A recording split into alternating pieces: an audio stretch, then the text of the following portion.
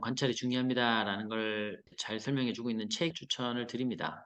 얀칩 체이스라고 대기업에서 상품 기획 일 하다가 퇴직을 하고 새로운 비즈니스 기회를 발굴하는 컨설팅 회사를 운영을 하고 있는 사람이고요. 태국에서 신사업 비즈니스 하고 싶다 하는 고객 돈을 받고 직원들 3명이 가서 태국에서 6개월 살아요. 아침에 그 사람들 출근할 때 같이 출근하고 도시간에 버스 여행하고 그 현지 사람들이랑 굉장히 비슷하게 삽니다. 그냥 6개월 동안. 그리고는 그 안에서 기회를 발견하는 거예요. 버스터미널에서 사람들이 버스 시간 40분 남았다. 그 시간 동안 이 나라 사람들은 책을 읽냐, 전화를 하냐, 친구랑 뭐 쎄쎄쎄를 하냐, 밥 먹으러 가냐. 이 나라 사람들은 외식을 많이 하냐, 아니면 집에서 요리를 많이 해 먹냐, 친구를 만날 때 밖에서 식당에서 만나는 문화냐, 술집에서 만나는 문화냐, 공원에서 만나냐, 아니면 누군가의 집에 초대해서 만나는 문화, 이런 것들을 보면서 비즈니스 기회를 발굴하는 그런 내용을 다루고 있는 책이고요. 재밌는 사례들이 많이 포함이 되어 있으니까 시간이 되신다면 한번 읽어보시기를 추천드립니다. 뭐 이 사람이 말이 다 정답이라기보다는 이런 책을 한 권 읽다 보면 일상생활 속에서 나도 좀 많은 걸 찾아봐야겠다, 이런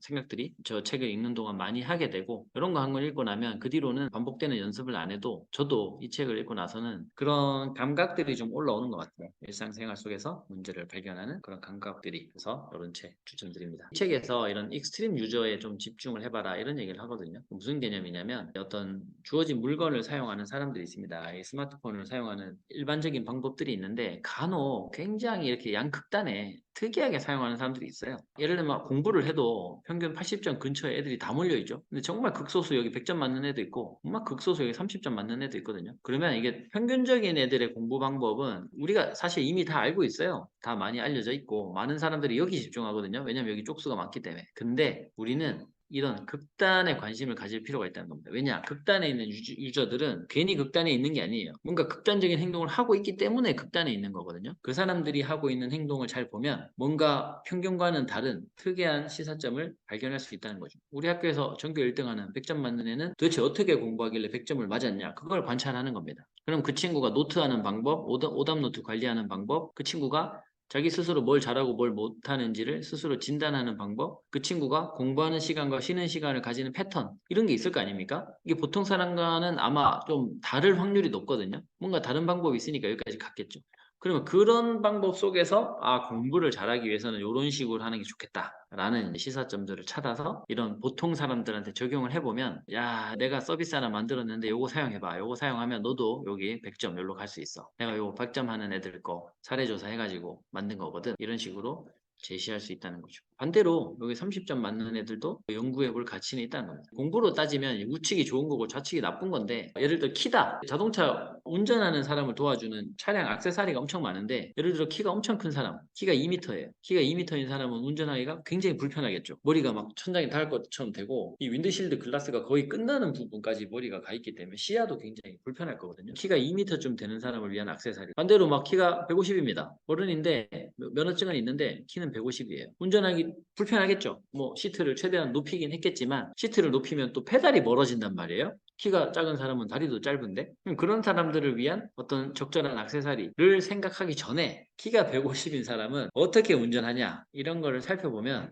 운전하는 사람을 위한 좋은 액세서리에 대한 아이디어를 얻을 수 있다는 거죠. 그래서 평균적인 사용자 그룹보다는 그런 좀 극단에 있는 익스트림 유저라고 부르는데, 극단에 있는 사람들을 관찰하는 게 시사점을 도출하는 좋은 계기가 될 수 있다라는 겁니다. 어느 살충제 회사가 시장에서의 판매 현황 데이터를 살펴봤더니 특정 매장에서 굉장히 많이 팔렸는데 이 동네 할머니가 너무 많이 사간 거예요. 한 통이면은 몇 년을 쓸 수 있는 양인데 일주일 만에 2통이나 사간 거죠. 보통의 회사는 이상하다 하고 넘어갑니다. 할머니가 뭐 딴 사람 거 사줬겠지.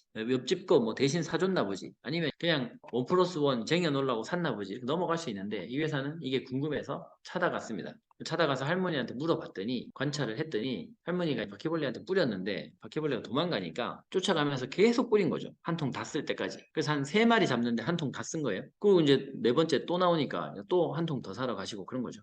그래서 할머니 왜 이렇게 많이 뿌렸어요? 이거 뿌리고 놔두면 한 10분 있다가 죽어요, 애가. 우리 살충제가 애가 먹으면 작용을 해가지고 애를 죽이는 데까지 한 10분 걸립니다. 근데 그냥 뿌리고 놔두면 돼요. 알려드리고 오면 되죠. 대부분의 회사는 올바른 사용법을 알려주고 오거든요. 근데 이 회사는 그렇게 안 끝나고 생각을 한 거죠. 이게 뿌리고 놔두면 죽는데 할머니 입장에서는 모르니까 우리는 제품 전문가니까 뿌리면 죽는 거 아니까 우리는 뿌리고 가만히 있겠죠. 우리 회사 직원들은 그렇게 쓰겠죠. 근데 할머니 입장에서는 아니 움직이는데 얘가 도망가잖아요. 살아서 나중에 또 나올 거 아니에요. 그러니까 쫓아가면서 안 움직일 때까지 계속 뿌리는 거죠. 일반인 입장에서는 움직인다? 살아있는 거고 안 움직인다? 죽은 거니까. 살충제니까 죽어야 되는데 그럼 계속 뿌리면서 뭐라고 했겠습니까? 살충제 회사를 욕했겠죠. 왜 안 죽어?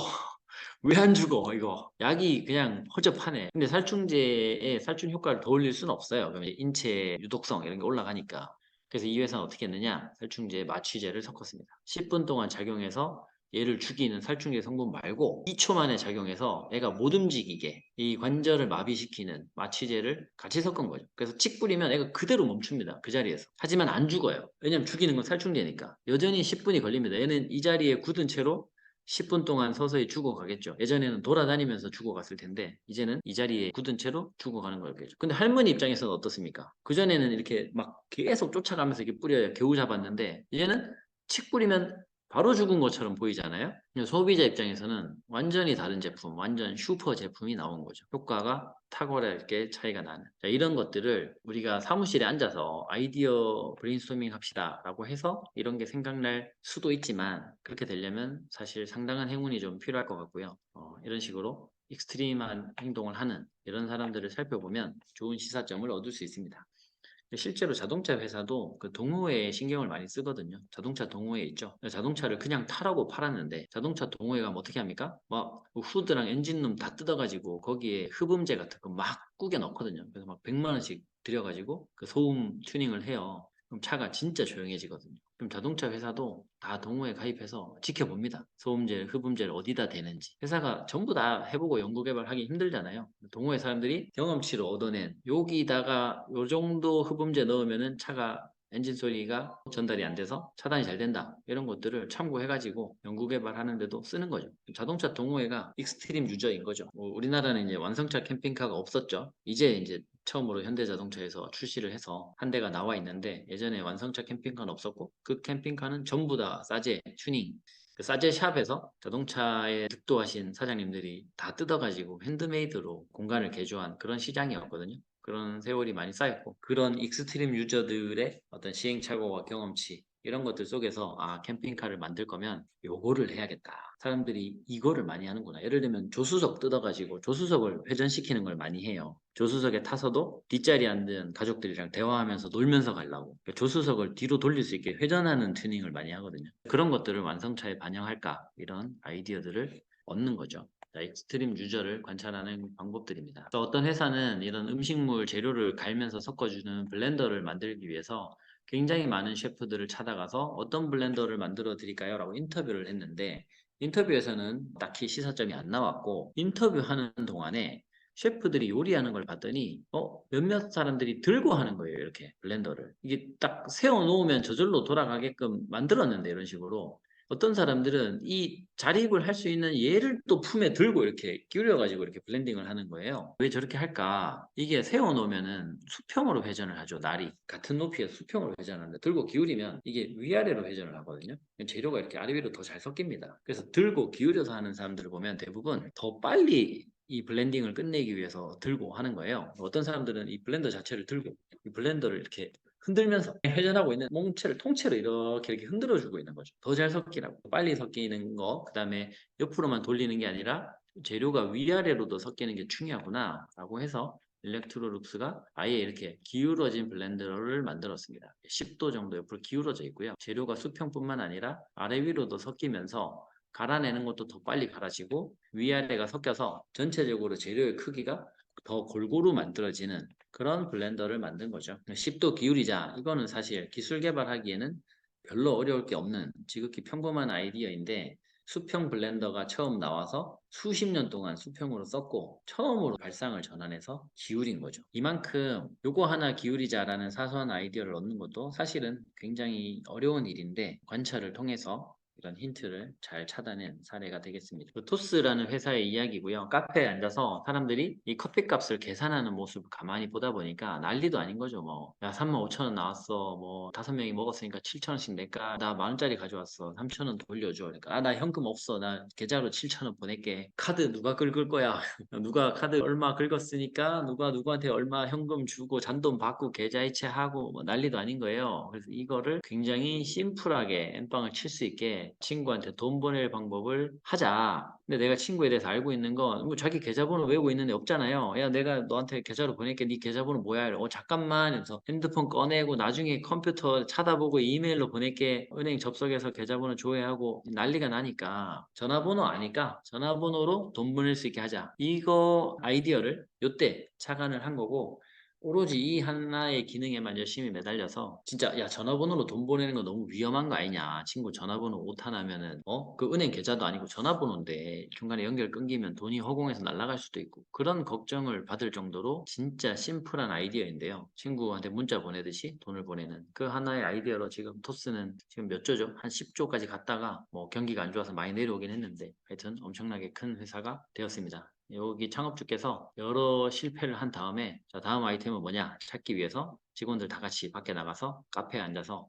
사람들을 구경하면서 좋은 사업 아이템이 없을까를 찾는 시도를 했다라고 창업 스토리가 언론에 소개되어 있죠. 자, 이런 식으로 관찰을 통해서 좋은 아이디어를 찾을 수 있겠습니다. 그래서 이런 거 보면서 또 흉내내 봅니다. 유추연상이라고 하죠. 남들이 이렇게 했으면 난 또 뭐 할 수 있을까? 제가 생각해 본 게 이걸 그대로 카피해서 친구한테 선물을 보내고 싶은데 그 친구 집 주소를 몰라요. 근데 그 친구한테 집 주소를 물어보기가 민망합니다. 왜냐하면 사실 집 주소를 공개하기가 좀 그렇죠. 특히나 비즈니스 파트너다. 제가 알고 지내는 어떤 옆에 회사 사장님께 뭐 포도 한 상자 보내고 싶은데 대표님 집 주소 어디십니까? 이렇게 물어보면 민망하죠. 내가 뭔가 보내겠다 이런 의도니까 상대방 입장에서는 당연히 뭘 그런 걸 보내십니까? 보내지 마세요. 이렇게 주소 안 알려주면 내가 선물을 못 하죠. 두 번째로 자기 집 주소를 알려주면 또 사는 동네도 노출되고 뭐 약간 재산 상황이랄까? 이런 것도 어느 정도는 좀 티가 나잖아요. 집 주소가 뭐 타워팰리스인지 아닌지. 그러면 그런 것도 좀 민망하니까 사실 서로 집 주소 물어보기 민망한 거거든요. 그래서 그 생각을 하는 거죠.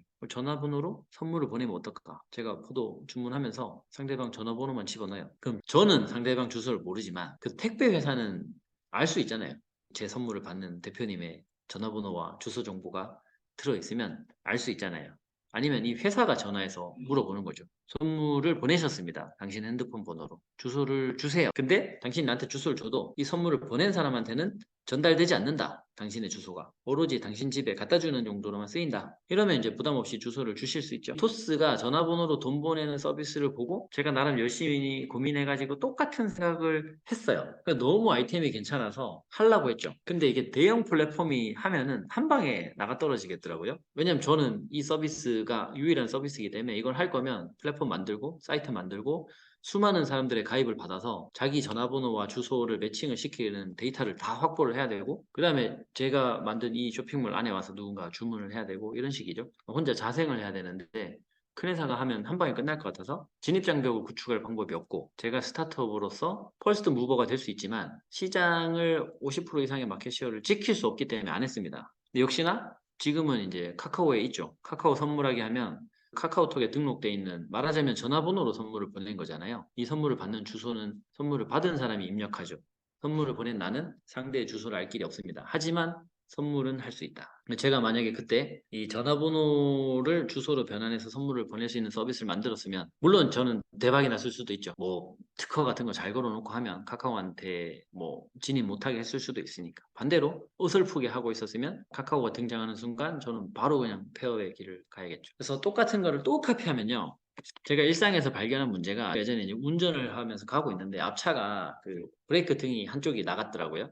자주 있는 일이잖아요. 그 조명에 램프 나가는 건 흔한 일이니까 알려주고 싶어요. 당신 브레이크 등이 나갔다는 걸. 근데 도로에서 같이 운전하고 있는 상황에서 제가 어떻게 알려줍니까? 유일한 수신호가 이제 이거 깜빡깜빡이잖아요. 하이빔을 번쩍번쩍번쩍 했습니다. 부디 당신이 램프가 고장났다는 걸 알려준다는 나의 선한 의도를 알아주기를 바라면서 번쩍번쩍하고 빵빵도 해봅니다. 근데 하면서도 찝찝한 거예요. 앞차가 느끼기에 이 브레이크 후미등 고장났다는 걸 알려주는 나의 호의로 받아들일까? 아니면 나 빨리 가야 되니까 비키라고 나를 양아치라고 생각할까? 걱정이 되는 거예요. 근데 방법이 없어요. 제가 이 차한테 알려줄 방법이. 그래서 그냥 번쩍번쩍만 하고 넘어갔거든요. 부디 눈치채셨기를. 자기가 어디 주차하고 나면은 확인해 보시기를. 근데 그 순간에 내가 저 차에게 연락할 수 있는 유일한 방법, 제가 저 차에 대해서 정보를 얻을 수 있는 유일한 방법, 그게 뭐죠? 번호판이죠. 그래서 이 토스의 이런 전화번호로 돈 보내는 모델을 카피해서 내가 저 차 번호판에다가 문자를 보내겠다. 문자를 씁니다. 수신인 자리에 241, 5에 1234 이렇게 넣고 문자를 보내요. 그러면 제 플랫폼에서 그 문자를 받아서 그 차량 번호랑 매핑이 되는 차주의 핸드폰 번호로 그 문자를 다시 보내주는 거죠.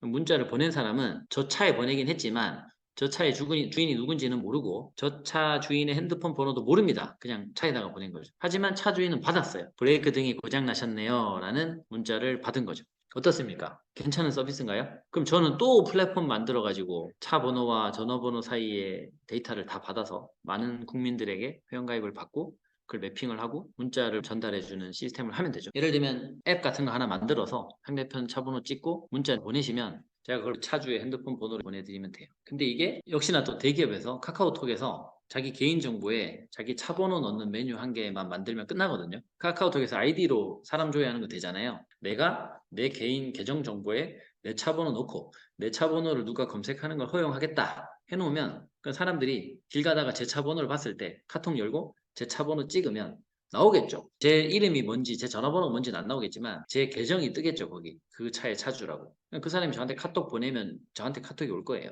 서로 연결이 되었으니까. 그러면 이제 끝나니까 요 아이디어도 생각은 했지만 진입장벽을 만들 방법이 없고 이런 경우에 이제 특허부터 찾아봅니다. 없는지. 특허를 좀 세게 내놔서 대기업이 못 따라할 진입장벽을 구축할 수 있는지부터 확인하고 가능하면 특허부터 내고 그다음에 사업 실행에 들어가는 게 좋겠죠. 하지만 이런 발견도 역시나 일상생활 속에서 제가 운전하다가 앞차에 하고 싶은 얘기가 있는데 이 얘기를 할 방법이 없는 그 순간에 어쩔 수 없지 뭐 하고 끝나는 게 아니라 평소에 이런 발견을 통해서 좋은 사업을 일으켰던 사례를 좀 봤기 때문에 저의 감각이 뭔가 방법이 있을 것 같은데 하는 아이디에이션 단계로 이어지는 거고 결국은 내가 알고 있는 정보는 번호판밖에 없다. 그리고 사실 대한민국 국민 대부분은 차 앞에다가 자기 전화번호를 깔아놨다고요. 뭐 차 빼달라고 하거나 이럴 때 연락하라고 다 전화번호 깔잖아요. 거기 전화번호 안 깔아놓으면은 노매너 되잖아요. 대한민국은 매너의 나라니까. 그러니까 사람들이 어떻게 보면 핸드폰 번호는 이미 오픈하고 있거든요. 그러니까 내 차 번호와 핸드폰을 오픈하는 것 정도는 부담이 없을 수 있어요. 그래서 이런 게 되면 달릴 때뿐만이 아니라 평소에 아파트에서도 할 수 있겠죠? 우리가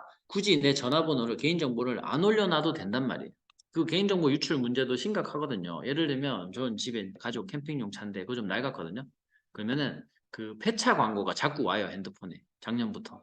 그 전까지는 차가 좀 멀쩡해가지고 안 왔는데 그 폐차 광고하는 아저씨들이 동네 아파트 단지 주차장 돌면서 이 차 좀 낡았네 싶으면 그 차 앞에 있는 명함이나 전화번호 그거 따가거든요. 그럼 그 번호로 그냥 스팸 광고 문자 날리는 거예요. 폐차 전문 이러면서 뭐 최고가에 매입해드립니다 이런 식으로. 그게 다 개인정보 유출이고 그분들은 사실 동의 없이 불법적으로 수집해가지고 스팸 광고 하시는 거고 이게 문제가 되죠. 근데 우리나라는 자기 전화번호를 남겨놓는 게 워낙에 매너기 때문에 개인정보 유출을 감수하면서까지 전화번호를 까고 있는데 제가 말한 이런 서비스가 있으면 그런 거 없이 그냥 내 차 번호로 문자를 보내라 이런 게 가능해지니까 분명 고객 입장에서 가치가 있는 서비스라고 생각은 듭니다. 이런 식으로 평소에 아이디어를 많이 찾을 수 있다는 거 사업 아이템 발굴에 잘 활용을 하시면 좋겠습니다.